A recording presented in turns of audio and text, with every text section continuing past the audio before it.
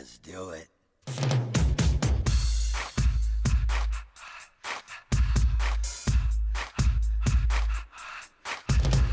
All right, everybody, welcome back to the next episode of The Nosebleeds.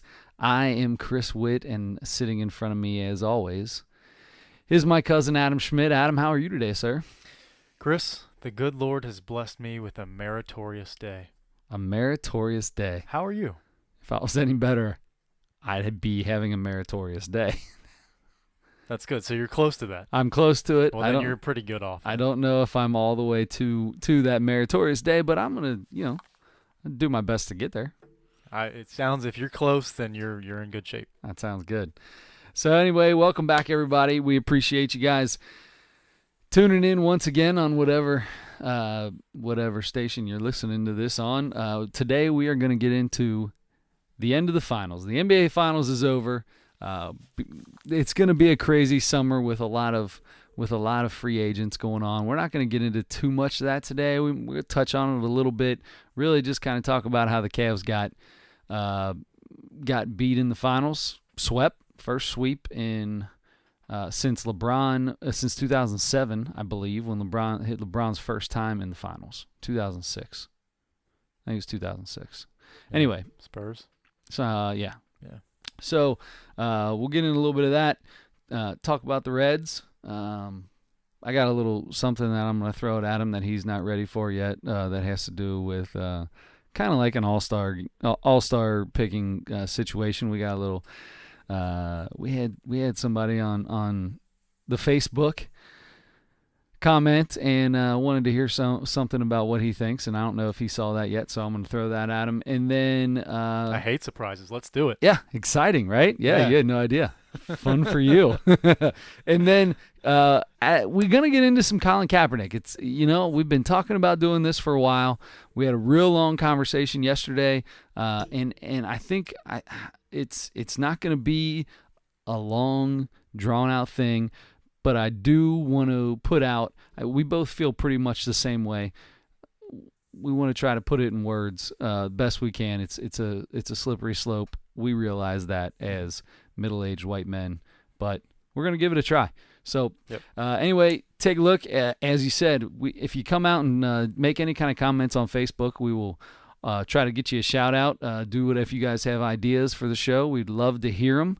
So we actually have one of those today from STS Snodgrass, or Snod, I think is what it is. Sorry. Steve Snodgrass. Steve Snodgrass, I guess we can say his name. I don't know how that works. I don't know what you're allowed and not allowed to do. Of course, when you have 6 people listen to your podcast, I guess you can pretty much do whatever you want. Hey, we're doing all right. Yeah, hey. We're doing all right. We're doing real good. And we appreciate all the help from everybody. So, also, before we get into that, Beat the Streak.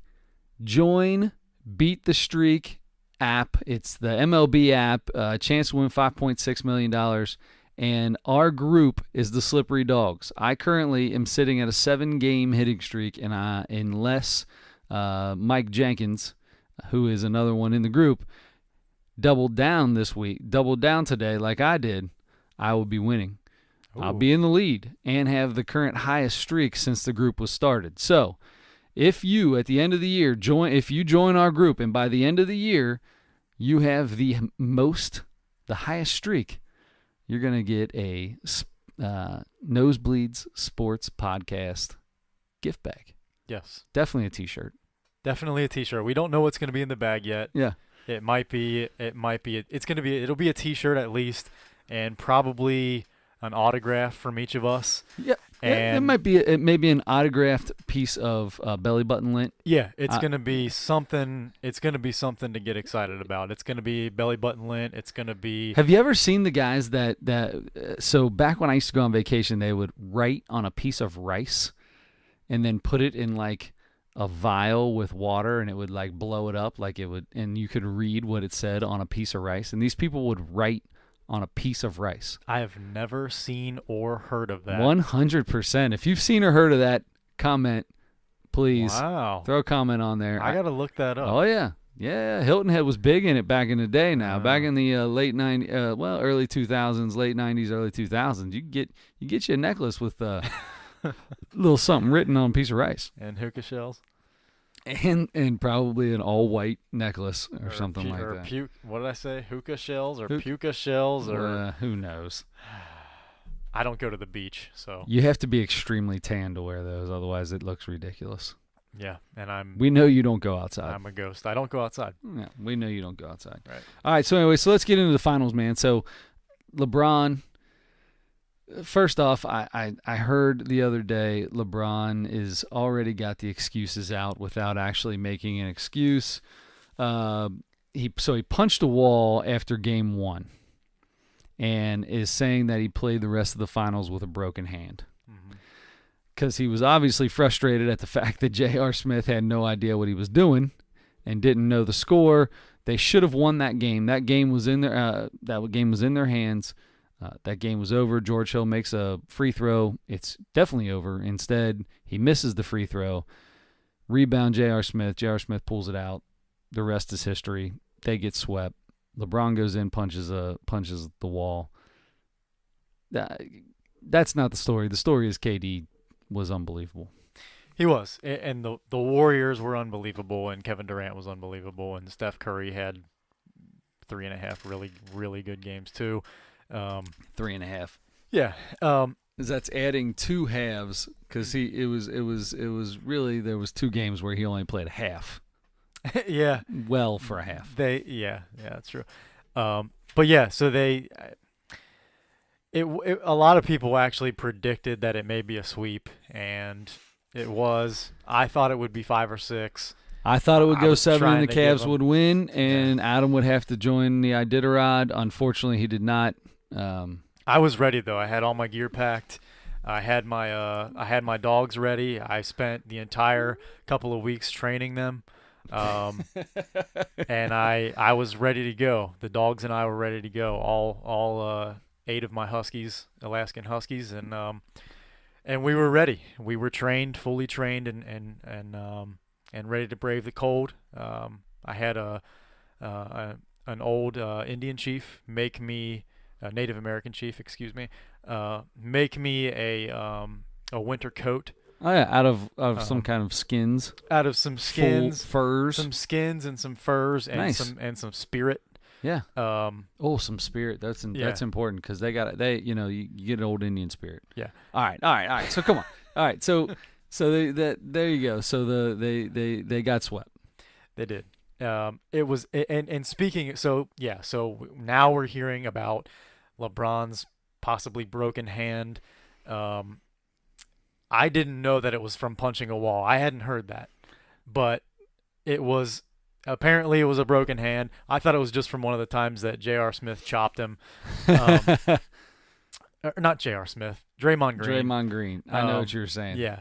But so, okay, so he and actually Steve Kerr talked about that in an interview after the finals. Steve Kerr's been very open since this finals. He is very over. open. Yeah. I mean, he's pretty open usually, but after the finals, he was like he did an interview with Zach Lowe on the Low Post podcast, and he's very comfortable with Zach Lowe because he's been on with him several times, but he was really open about it, and he's in a great mood. They just won their 3rd championship in 4 years and all that, but so he doesn't care. He had a lot of really interesting, insightful things to say, and he did say that in games 3 and 4, it seemed like LeBron's shot wasn't quite there. Yeah. Especially in game 4. Yeah. And he kind of went away from it a little bit. He only took 13 shots in game 4. I didn't even realize 13 shots, 2 shots in the last 7 minutes. And that, yeah. 2 shots. The best player on the planet took 2 shots in the last 7 minutes. Well, they were getting blown out, and I don't care. That at that point they knew what was going on. They knew their fate. It was over. And you could tell. I mean, you could tell by their body language, even LeBron's. And LeBron was visibly frustrated, probably more than any other time I've seen him in his career in this series. And it's understandable. He still handled it a lot better than a lot of guys would, but you could see how frustrated he was. And, there's that video that went viral of them going over to the bench and sitting on the bench after what happened at the end of regulation in game 1, where, he's sitting a couple seats away from J.R. Smith, and it's just the two of them. And I think George Hill was a couple seats away, and they just sat there for a good 5 minutes or something and didn't say a word. It was 3 full minutes of them staring and didn't say a word. Yeah, and he got a lot of heat for that, and I don't know that he should. I mean, yeah, he could have been like, "Hey, don't worry about it, man," but he was frustrated. I mean, that was a big time play that, the absent-minded J.R. Smith showed up, and that hurt. I mean, that hurt them big time. They had a chance to score and win that game in regulation.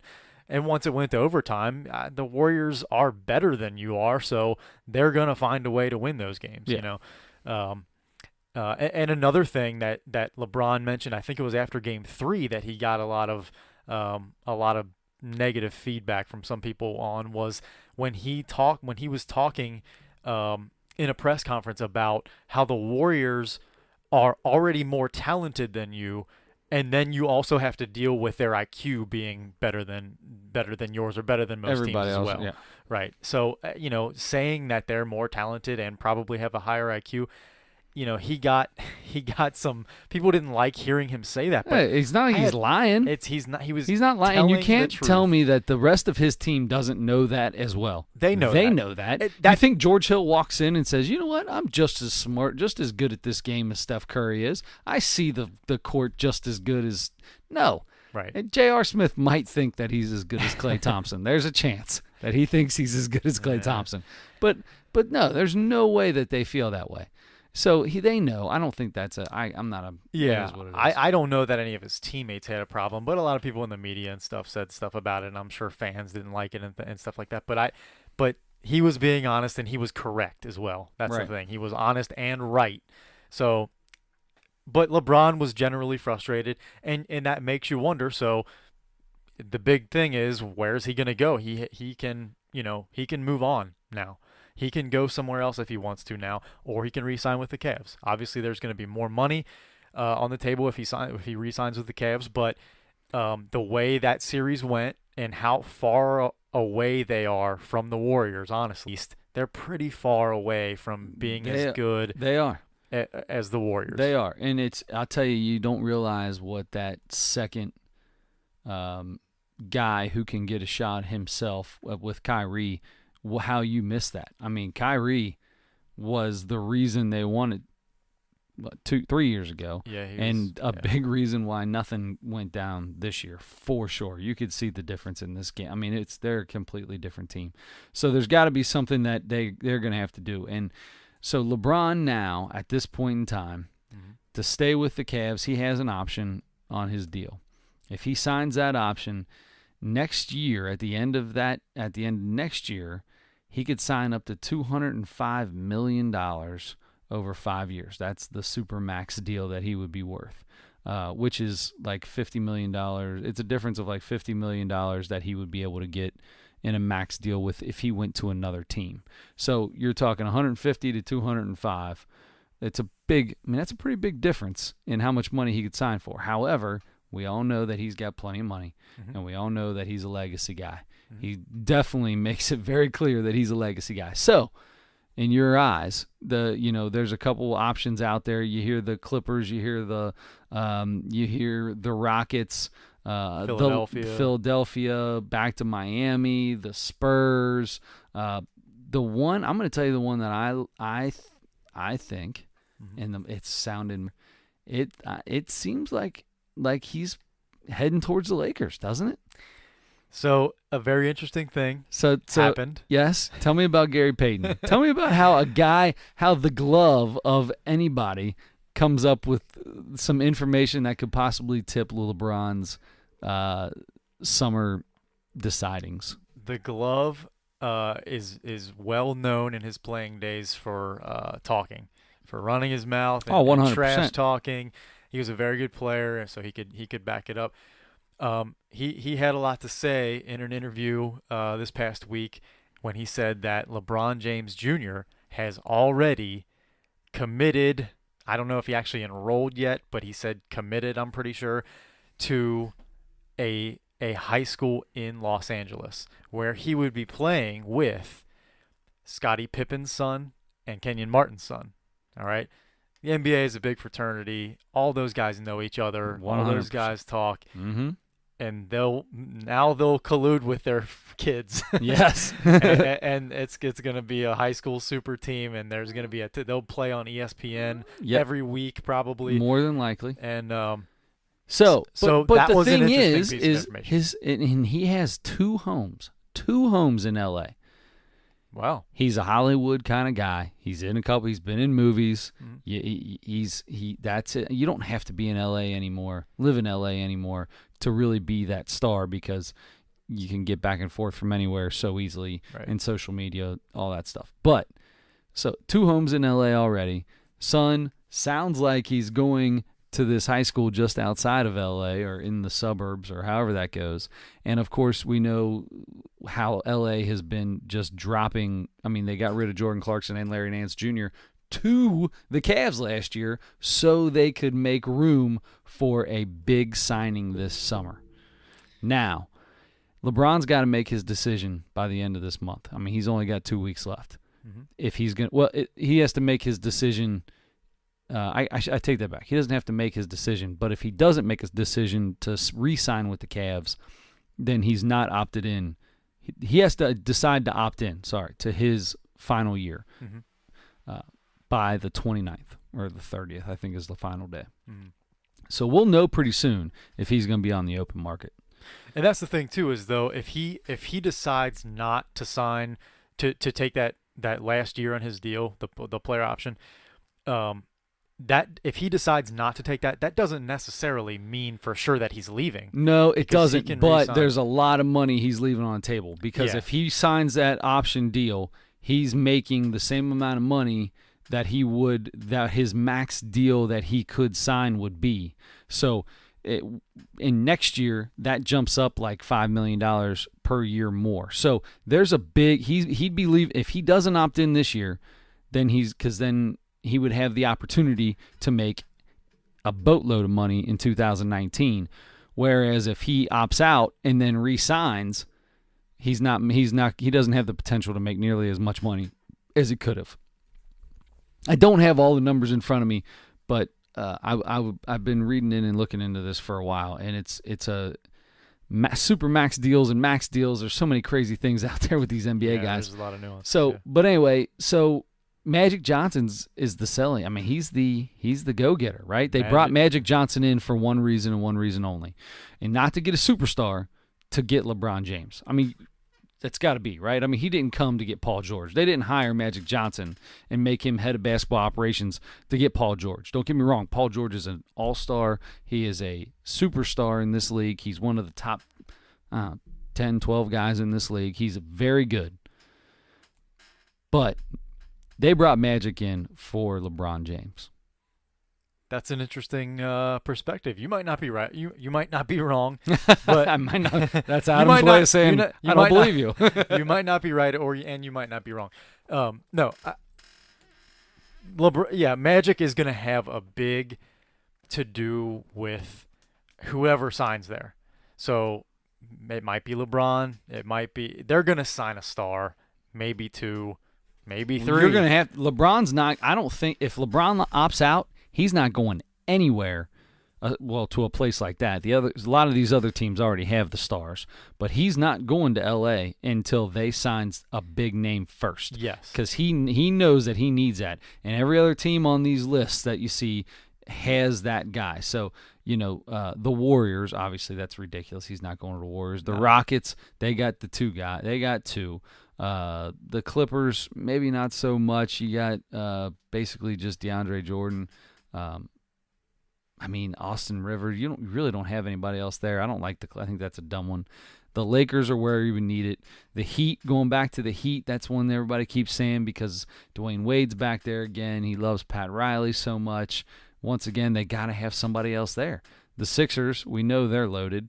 Mm-hmm. That would be great, but do you really want LeBron James on that team? Would he when you have a ball dominant guy, the next LeBron James on that team who's going to want the ball in his hands, LeBron's going to have to reinvent himself to play on that team because he's not going to have the ball in his hand. That's going to be Ben Simmons' team, right? Nope. I mean, no way. No way.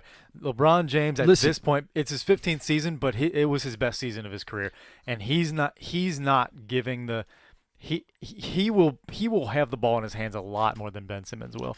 They'll share it, and they'll play together. But is that going to be good for Ben out. Simmons? Well, yeah, at this stage in his because career, it automatically makes them the best team in the East. I know it makes them the best team in the East, but is it good for Ben Simmons in his where he's projected to go in the future? Blah blah blah. You know what I'm trying to say. For his future, is he going to take a step back? I feel like Kevin Love took a step back when he got with LeBron James. Is that going to be? Kyrie didn't. I don't think Kyrie did. Right. But depending on, I don't know. So will Ben Simmons end up taking a step back, playing in LeBron's shadow? I don't think so. And for me, wherever LeBron goes, if he leaves Cleveland, it's going to be important whatever style they play and how they figure out how to play together. Like the Warriors have a system. Steve Kerr implemented this thing where it's you move and the ball moves. And for the first few years, honestly, before Kevin Durant got there, the ball moved unbelievably. And they moved, and it just was such a well-oiled machine. It looked so beautiful to watch. And they still do some of that now. And Durant kind of changes things a little bit for them, but they've won their 2-for-2 championships. So you think LeBron needs to get into a system like that then? They just need to, if he goes to Philadelphia, Brett Brown is going to have a system, have an offense where he can figure out what the most efficient, best way to score with those guys, with Embiid, with Simmons, with LeBron, and some of those couple other, Robert Covington. Yeah, I mean there are several guys that are contributors to that team, but to me, that's what needs to happen, and that's why I feel like the Spurs. I would love to see LeBron. I'm a big Spurs fan, so I would love to see LeBron go to the Spurs, keep Kawhi there. Kawhi, LaMarcus Aldridge, DeJounte Murray, LeBron James, like they would be there with the Warriors and with the Rockets. Those would be, you would have 3 teams now. I mean, last year it was really the Rockets and the Warriors, and everybody else was pretty far behind them. Yeah. The Spurs come back to an elite team, like a very top of the league team. If LeBron goes there, I would love to see him play for Pop. The way they play, they emphasize defense. He gets those guys to play defense, and they struggled on offense this year. And LeBron would change some things for them. And, of course, having Kawhi back would change some things too. Yeah. So if LeBron doesn't, number one, I would like to see him stay in Cleveland. If he decides not to, I support that. He's going to make the best decision for his family and his career and whatever he decides he wants to do, and there's no problem with wherever he decides. If he leaves, I want, number one, just for my personal selfish reasons, to see him go play for the Spurs. If not, I'll root for him. I'm going to root for him wherever he goes as well. So I'm just going to throw this out there. Mm-hmm. Danny Ainge. You don't see this on every list I've looked at. Doesn't say Danny Ainge. Every offseason does something crazy that you never expected. Just keep an eye out. Hey, listen. Just keep an eye out. I love that you said that. Keep an eye out. I'm just saying.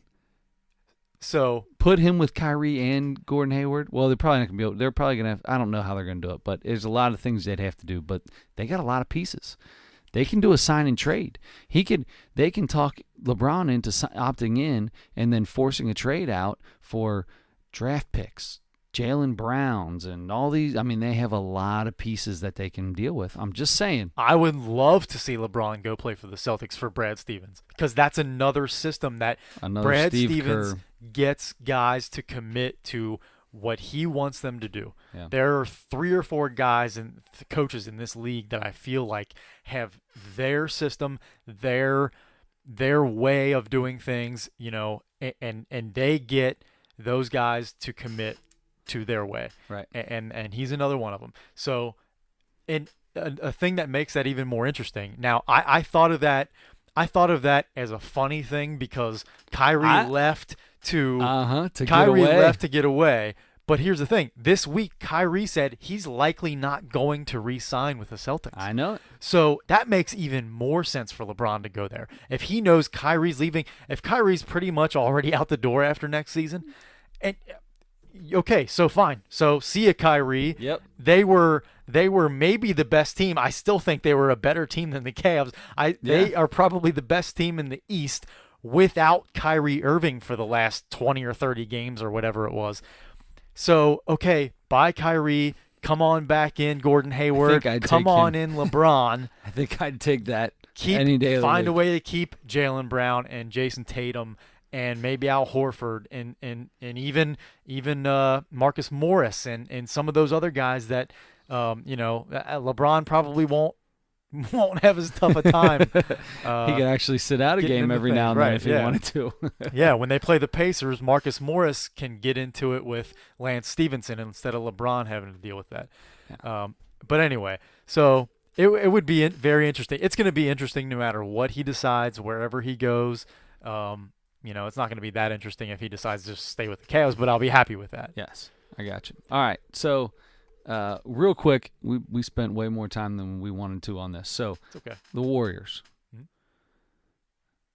Our guys in Golden State have now pretty much made it known that there's nobody that can touch them. I mean, the Rockets gave them a little bit of a scare. Took them 7 games in the Western Conference Finals, but to be honest, they were the best team out there. They came out and beat the brakes off the Cavs after Game 1. And what do these guys do to keep themselves motivated? Are they going to be able to keep themselves motivated? That's 3 out of 4. They've won 3 out of the last 4 championships. They are, it was easy for the Bulls because Michael Jordan's motivated 24/7. Michael Jordan is motivated the second he gets out of bed. Yep. And he was the leader. Kevin Durant and Steph Curry, that they're not Michael Jordan. They don't have that mindset. Right. You can see them get a little bored out on the court sometimes, and the ball gets stagnant. We talked about that before. That's not moving as much as it usually does. You see those great Warriors teams of the last 3 years do. So, what do? How do you keep them going? That was an issue this year for them. They had their worst regular season, and they still only lost whatever it was, 15 or 18 games or whatever it was. They struggled a little bit, and I think a lot of it was fatigue from playing well into June for the last 3 years. Being in the playoffs, a couple years before that, some of those guys playing, for the Team USA, because Clay and Steph both did, Durant did. Those guys did get bored. I mean, those guys got a little tired and got a little So what do you do? Mentally and physically fatigued, I think. I think it's going to be the same next year. I think they're going to have times where they just, get into a lull and just kind of, game 20, game 30, game 40 in the middle of the season when you're just kind of, you're on a 5-game road trip or something, or you play they space them out quite a bit now, and try to avoid back-to-backs and 3 out of 4s and stuff. But you do have parts of the schedule where you're playing a little more often than other times, and in the middle of the season, that's going to happen. I mean, those guys are going to get tired of being so much better than everybody, and just they'll fall into little patterns of getting out of their rhythm, getting out of their game, getting a little tired, maybe even a little tired of each other, and that's okay. Every team goes through that, and especially if you're with those guys from early October to middle of June, for 4 years in a row. It's gonna happen. It's gonna happen. Yeah. They'll find, that's Steve Kerr's job, and he's got a good staff, and he's a smart guy. They're gonna find ways to motivate these guys, but ultimately it's gonna come down to they're gonna play. They're gonna be motivated when they have to. They'll be fine with the top 3. And they got seed. enough guys. They have enough guys to pick up the slack. If somebody's in a lull, sit them down, get in there. We still got 3-4 other guys that are going to be fine. Absolutely. Yeah. All right, so here we go. Real quick. This is something that's Mr. Snodgrass threw out there, and I'm not sure if this is how he meant it, but this is how I'm going to do it. I'm going to give you 5 of what I think are the best players of at each position of all time in baseball history, and I want you to tell me who the best player at each position is. Going into the All-Star game, we got this. The All-Star game voting is coming to a close here in about 3 or 4 weeks or whenever it is. Mm-hmm. So it starts way too early. It's ridiculous. So instead of talking about the All-Star team right now, I want to pick an all-time All-Star team. So I'm going to force you into it. Okay, so this is who I think is the best player at these positions or my favorite? Let's do favorite. Favorite? No. So if we're doing it all-star style, it has to be best.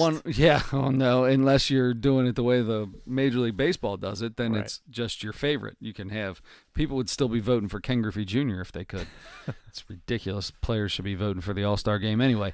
Not us, unless there's some way that I can take an IQ test and I have to pass it before I'm allowed to vote. You would easily pass a baseball IQ test. That's the only IQ test that I would pass. But I 100%. I love voting for the MLB and NBA All-Star games. I love it. It's because you pay attention to who's actually having the best year. Well, and I like to look at the stats and look at who's actually having.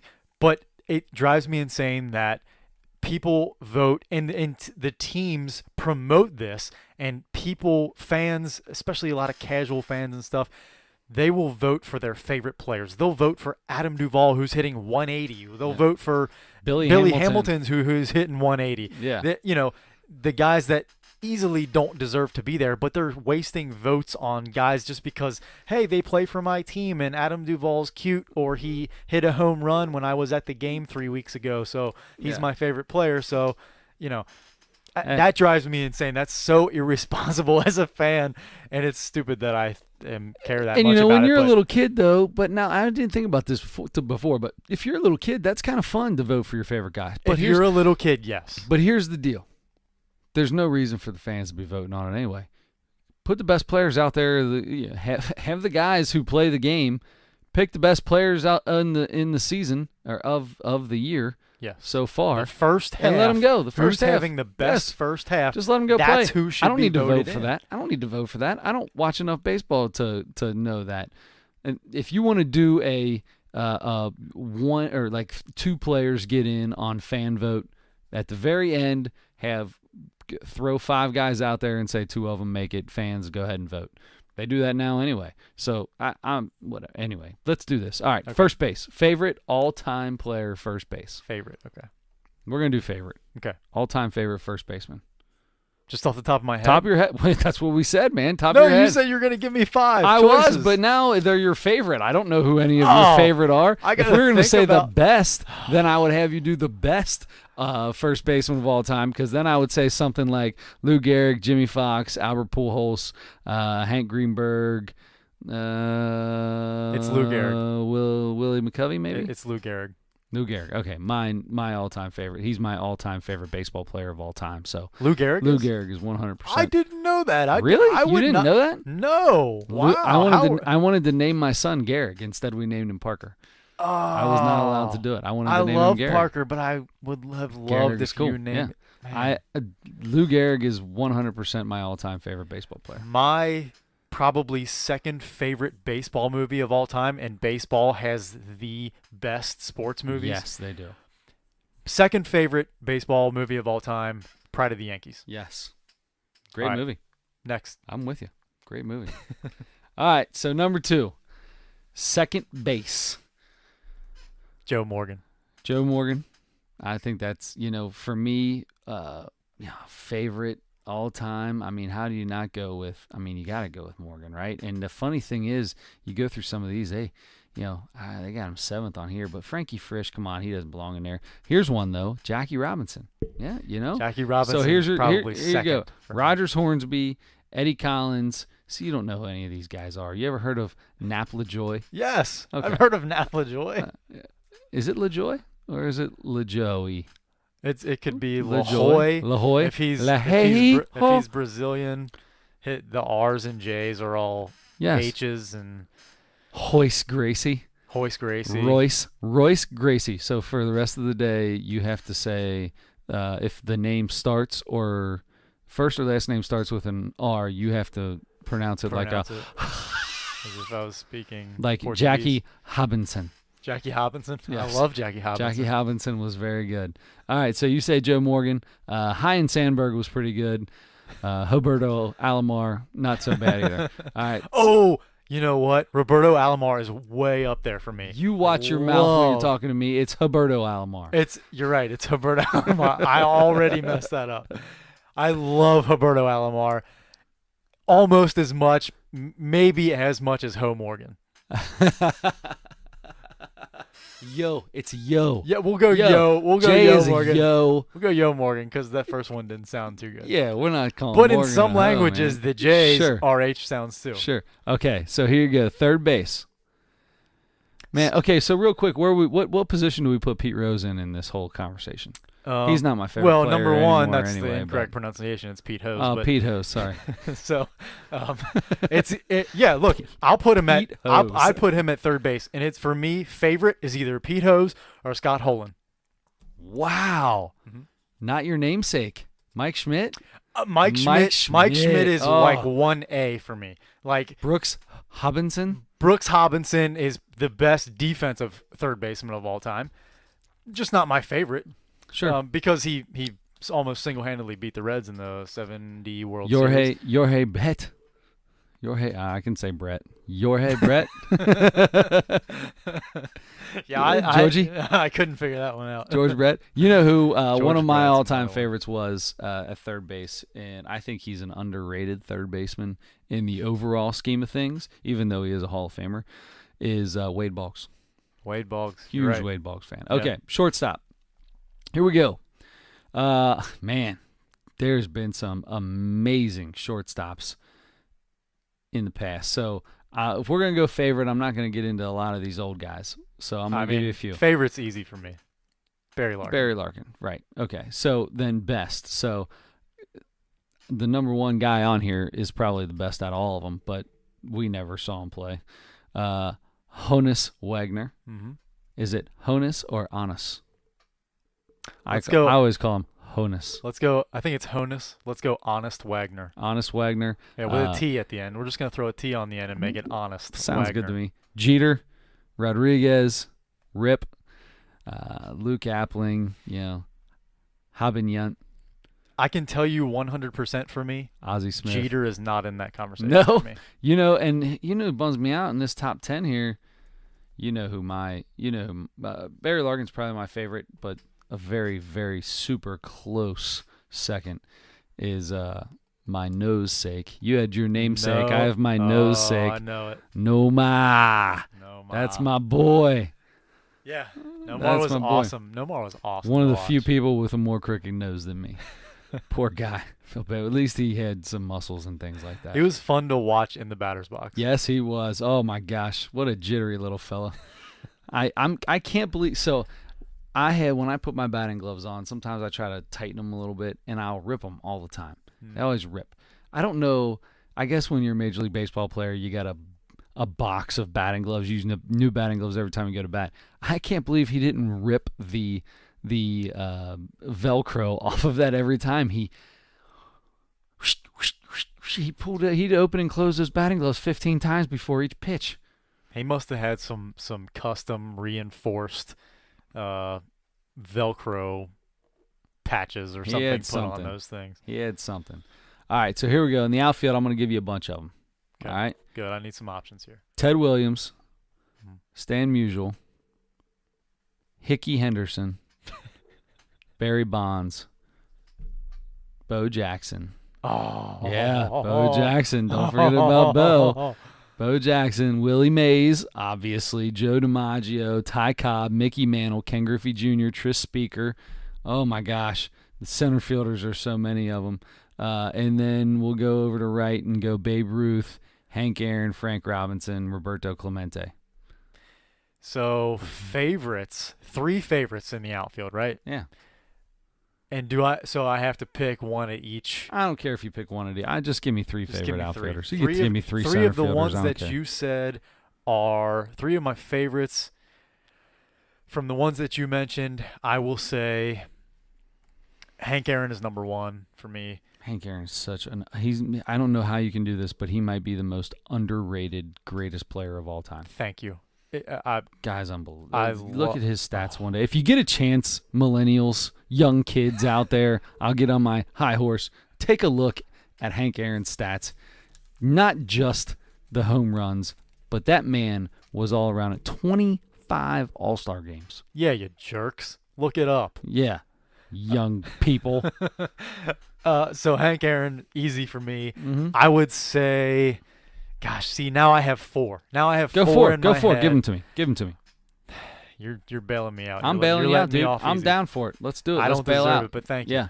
So give me Hank Aaron, Roberto Clemente, Ken Griffey Jr., and Williams, Ted Williams. Thank you. Oh my gosh, I thought you were going to leave Ted Williams out. No, I'm not going to. Ted Williams is my. So here's the deal, though. Another thing is Babe Ruth. Once again, is thought of as Babe Ruth is. He's like the Wilt Chamberlain of baseball. Yes. Oh my gosh, in so many ways too. Like maybe the best player ever, maybe the most dominant, certainly the most easily the most dominant in his era. There's easily. no one even close. And put up like he had more home runs than other teams. Yes, multiple teams combined. Yes, in his time, he was so far beyond what anybody else was then. It was crazy. But anyway. All right, so I'm going Ted Williams, Ken Griffey Jr. because Ken Griffey Jr. was my idol growing up, and man, you got Roberto Clemente, you got Hank Aaron, you have Babe Ruth, Ty Cobb. I'm not picking enough. I'm just sticking with what I just said right there. You get all of those guys. They're all my favorites. So there you go, Steve. There's whoa. We can't stop there. Pitcher. Favorite pitchers. Let's go left-handed, right-handed. All right, lefties. Here we go, lefties. Mm-hmm. Let's see here. Randy Johnson, Sandy Koufax, Whitey Ford, Steve Carlton. Go. Randy Johnson. I'm a Steve Carlton guy. Always have been. Right-handed pitchers. Walter Johnson. Man, go back and look. I mean, I know he played in 1900 to 1927, but oh my God, what an unbelievable man that guy was. Probably the first person that they think ever probably could throw upwards of 100 miles an hour. Mm-hmm. Christy Mathewson, Roger Clemens, Satchel Paige, Greg Maddux, Cy Young. God, there's a lot of good righties. Nolan Ryan, Tom Seaver, Bob Feller, Bob Gibson, Pedro Martinez. Give me somebody. Who do you got? This one's Jim really Palmer. hard. Really hard. I'm going Bob Gibson. Hoy Halladay. Hoy Halladay was nice. He was nice. I'm going to say R.I.P. R.I.P. Roy. Hoy Halladay. Heston Peace. Heston Peace. There you go. Heston Peace.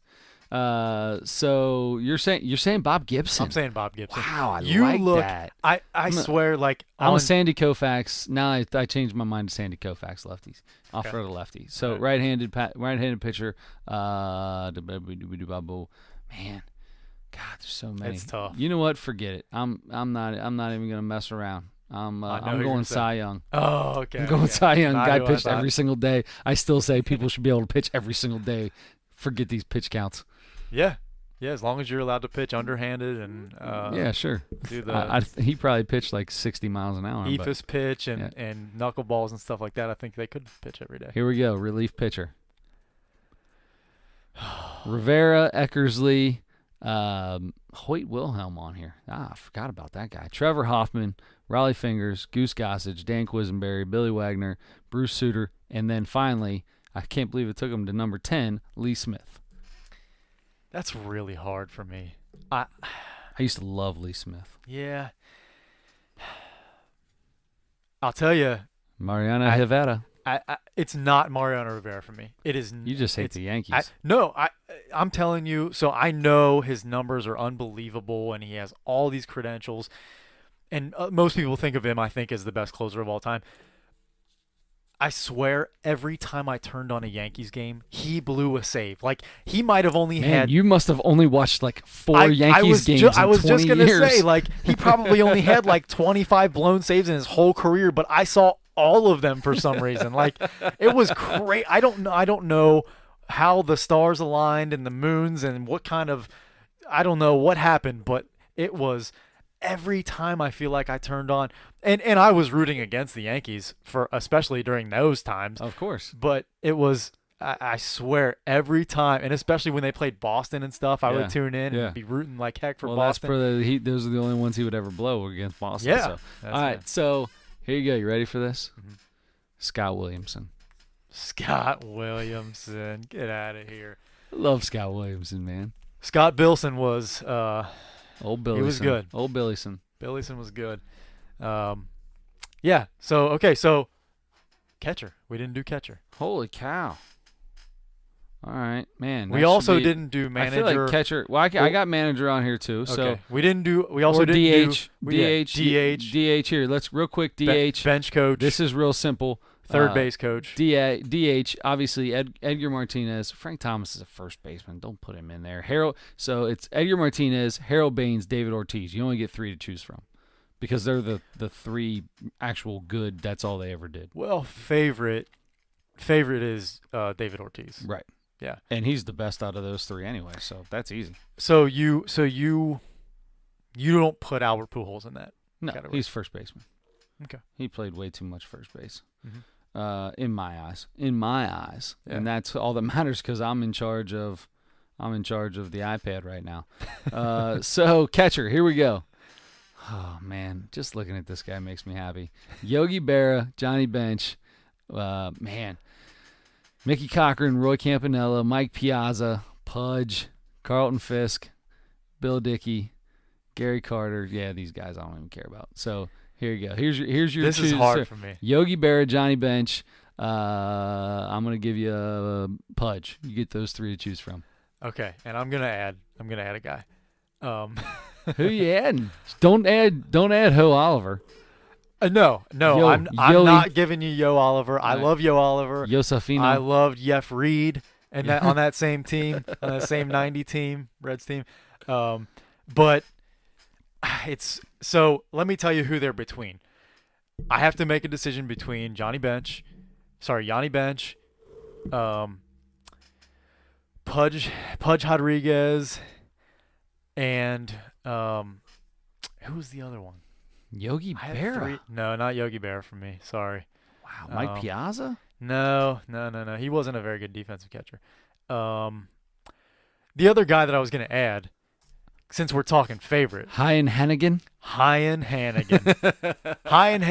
Let's throw Tucker Barnhart in there. All right, come on. Get for real with me, because I'm going Johnny Bench, because if I don't, my dad will kill me. And the only Yankee I've ever liked in my entire life was probably Yogi Berra. Where do you put Jorge Posada in there? You put Jorge Posada in there at all? No. I don't. Okay. Not even close. Yeah. Molina's goes in there before. Molina Certainly. will be the next one that'll get a chance to go in there. I agree with that. See, it's so easy to take Johnny Bench, but I'm taking a tie. I don't care what you say. I'm taking a tie. Tying it. Johnny Bench, Pudge Rodriguez. All the rules have been broken. Sorry, Yanni Bench, Pudge Rodriguez. And that's my choice. Yogi Berra. That one was important to me. Catcher is my favorite position on the field. Good. All right. So I'm not doing manager. Sorry, not doing bench coaches. Not doing broadcasters. Yeah, we're done with that. Well, broadcaster isn't even a question. Yeah, there's only one, right? There's only one. I mean, it's Marty or nobody. That's right. Yeah. Well, Vince Scully. Scully's. Oh yeah. Mel Ott. Okay. Nah. Give it. No, don't even start going down the Mel rabbit hole. I there's some really fun ones back in. Oh man. It's Marty for me. It's so easily Marty for me. Ernie Harwood, Mel Allen. That's what I was trying to think of. Mel Allen, who the This Week in Baseball, Harry Carey, Bob Uecker, John Miller. I love John Miller. Yeah. Holy cow, Joe Graggiola. Well, no, I'm not. Yeah. Anyway, and you know who's not on the top 10 list in here? Who's that? Marty Brennaman. This tie I'm done with this page from now on. Yeah. Actually, throw the iPad away when we're iPad done with the gone. Okay, iPad's going in the garbage after the show. All right, so there you go. That's our list. Steve, thank you very much for the idea. Had a little fun with that. Good job. I had a good time with that. You probably didn't mean for that to happen, but good job. It turned out well. It was a spur of the moment kind of a thing, man. The idea. So the Cincinnati Reds are getting off to a terrible start. There's only 2 teams worse than them in all of baseball. It's the Kansas City Royals and the Baltimore Orioles. Mm-hmm. 2 worst teams in baseball. The Heads are the worst team in the National League. So what's going on, man? Your boy Billy Hamilton's not stealing bases anymore. We've had 2 unbelievable pitching performances the last 2 days. Tyler Mahle pitched great today. Yesterday, Sal Romano pitched great. It almost looked like he knew Homer Bailey's getting ready to come off the disabled list. You said that the other day. I like that. And he decided, I might be the odd man out. I better get my act together. And he was right. Yes. So, and he did, and he pitched great. Did he save himself? No. For me, no, because that was. But if they're putting Bailey into the bullpen, then why would they drop? Why would they send down Hamano? Well, they don't have to. If that's what they decide to do, then yes, they don't have to, and he's probably safe. If they decide, we still don't know. If they decide, because Bailey made a start at AAA Louisville on Monday, and he got hit hard. Right, he pitched, he's terrible. He pitched 3 innings, he's gave not up terrible. 6 hits, He was 5 terrible earned on that runs. start. Yeah, 5 earned runs in AAA in his first rehab start. He's eligible to come off the DL already. So, but they don't have a timetable for him. So they haven't even announced when he's going to pitch again, whether it's going to be in AAA or up here, whether it's going to be out of the bullpen or starting. Yeah. We're waiting on that news, and that's probably going to be any day now. But he's obviously his knee inflammation is obviously well enough to pitch. I don't know if it's bothering him when he's actually pitching, and that's what's having an effect on him. Yeah. But maybe that knee's been bad for like 3 years now then too.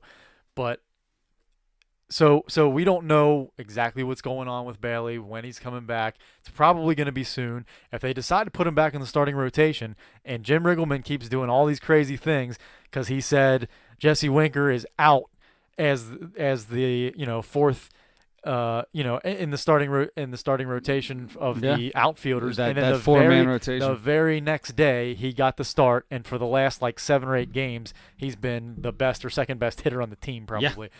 So Riggleman's just going off the cuff for the rest of this year because he knows he's not going to be back. Care. He's going to do. Let whatever. me ask you a question. He's leading Scott Schebler off now, and Schebler's actually hitting out of that spot now. This guy's got more lineups than Tony La Russa. It's unbelievable. Yes. He's going to be having pitchers playing the outfield like Joe Madden here pretty soon. All right, so listen, 2 things. I just thought of this. First off, rest of the show, 10, 15, 10, 12 minutes, 52 minutes here. We're not getting to Colin Kaepernick today because I got a lot on it, and we'll start off next week with that. Okay. Anyway, so rest of the show, if you say somebody's name starts with an R or a J and pronounce it incorrectly, quarter. Yo, quarter. Oh, Fine jar. Fine jar, true quarter. Okay. So LeBron James, not Hames, James. Ooh. So we got to make sure we do it right. That sounds like you're doing a YH. Like you're almost like Cool Whip. Like Cool Whip. But you're saying LeBron James. Yes. Like adding a little H in there. I thought I heard that. Well, I liked it. I'm not sure. It probably was. And I'll take it as long as it's pronounced correctly. Okay. For the rest of the day. Okay. So, and then I also thought of something else really quickly because it's been driving me crazy for the last 3 minutes. Go. As soon as you said the Cincinnati Heads, yeah, the Reds have a quarter. I know, but for this, I'm just gonna give you a quarter, and here's 50 cents because the Reds have a kids club called the Reds Head 75 cents kids club. Okay, so if you pronounce the R like an H, it's the Heads Kids Club, and I love that. The Cincinnati Heads Kids Club. Yeah, and then in my head I am looking at it as HEADS Club Kids Club. Heads Kid Club.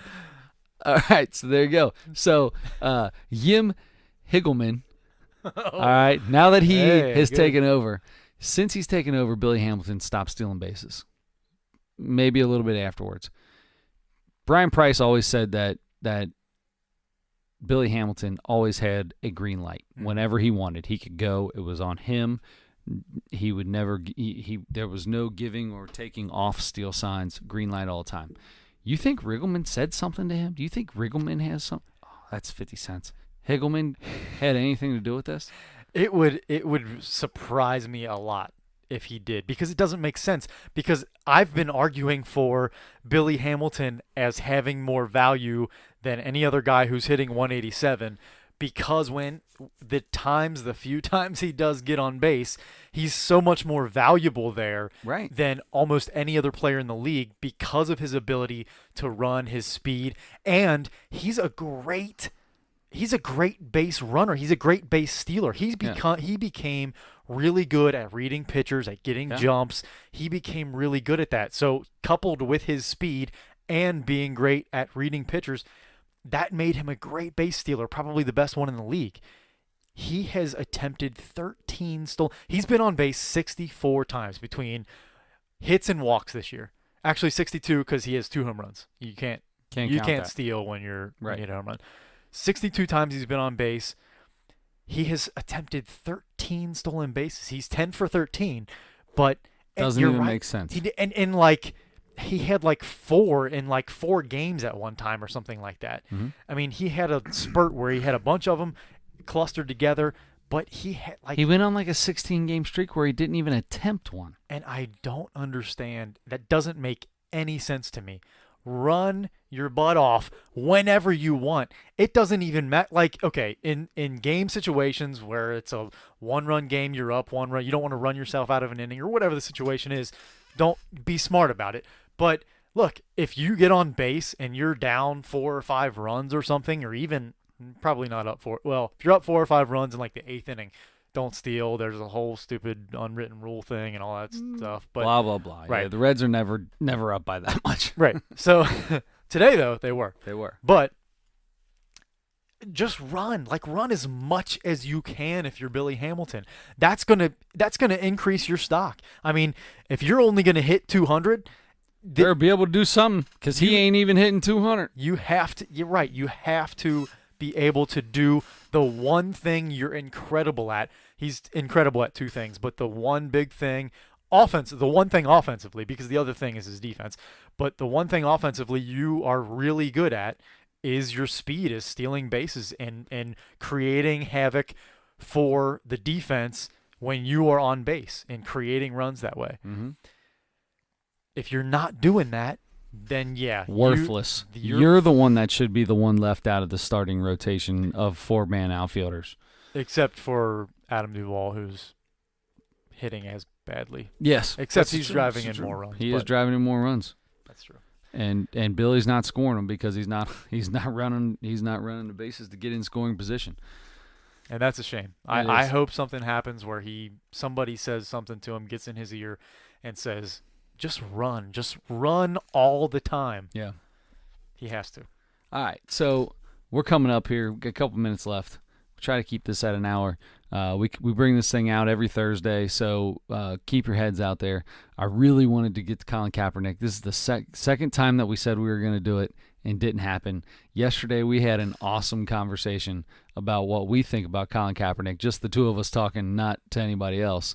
So we talked for like 2 hours. We talked longer on the phone, actually on FaceTime, yes, because we were having some phone issues. I had no cell service, but I had Wi-Fi, so we FaceTimed. And it was great. We had a big time conversation about that, about politics. I don't think we've ever spoken about that stuff before. No. But it was awesome. Like, we had a great and look, we agree on probably most stuff. Some things we don't completely agree on, but we're able to see each other's side of things and not act like crazy people. We're not extreme one way or the other on any political or social issues or anything like that, and I think that's the key when we start talking about this thing. That's the big thing is people get so emotional about it and so emotionally attached to their one side that they end up putting blinders on, and they're they disable themselves from having a real, actual conversation about it. There is two sides to every single story. And if you close your eyes and don't listen to what another person says, it goes both ways on this. 100% both ways. You have to open your ears and open your eyes. If you're kneeling, you have to open your ears and open your eyes if you think they're stupid. Because both people have a point, and they want to make it. And you might hate it. You might completely disagree with it. But you can't shut out. You can't just... My mind is made up. No matter what you say, everything you say is stupid. Like that's where people have gotten to so much more now. With all, not just with this, but with almost anything that comes up. Any social issue, yes, or political. Right, so issue. there's our little you're preview. Not gonna get too much politics out of us, but a little preview for next week. All right, so we'll get into that next week. Obviously, we'll talk a little bit more about the Reds. I guess. How much time do we have left? Are we done? No, we're at exactly an hour. Okay. What do you got something? What do you want to say? You know, I'll keep it to like a minute or two. Go. But I got to tell you, everybody wants, and this came from we mentioned this a couple weeks ago when one of the three major things that every girl puts on their profile on their outside lover, dog lover, travel lover. Everybody wants to be outdoors all the time. Not this guy. No. Not this guy at all. Let me tell you about outdoors. There's bugs everywhere. In the summertime, bugs everywhere, and they want to eat my whole body. Where did this come from? It's just a thing that I know. I am single on this opinion. I know it because everybody wants to be outside constantly. Look, for me, there are 10 to 20 days in the entire year that the weather is so nice for me, for what I think is nice, that I'm like, I got to be outside. I have to be outside. I love this. I get really excited. I get in a good mood when the weather is perfect, and we don't have a lot of those. What is perfect? It's like 70 about there. It's, it's sometimes upper 60s. Maybe somewhere in there. No wind. Spring or fall, usually it happens in one of those things. And I'll tell you what, I like an overcast day over a sunny day. Wow. An overcast day over a sunny day. I wonder what that says about your personality.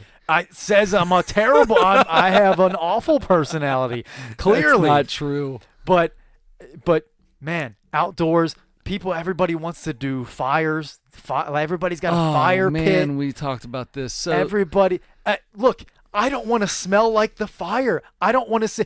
Everybody wants to have a fire at night when it gets dark, and in the summer or in the winter. I'm sorry, sometimes in the winter, but in the spring and the fall. In the spring and the fall, it's 40 at night. Why do I want to go outside when it's 40? I wanted to go out when it was 70 at 3 o'clock in the afternoon. I don't want to go outside when it's 40. It's cold out there. But there's a fire. You can stay warm. But you have to go all the way up to the fire. You got to sit there. You're still outside. There are still bugs all over the place. The fire attracts the bugs, and they're biting you all over the place. Fire does not attract bugs, does Absolutely. It? I mean, it doesn't like the light attracts the bugs. If a bug flies into a fire, yes, it's going to catch on fire and probably pass on. But I'm telling you, outside, the sun is trying to kill you. Peace. The sun is trying to kill you.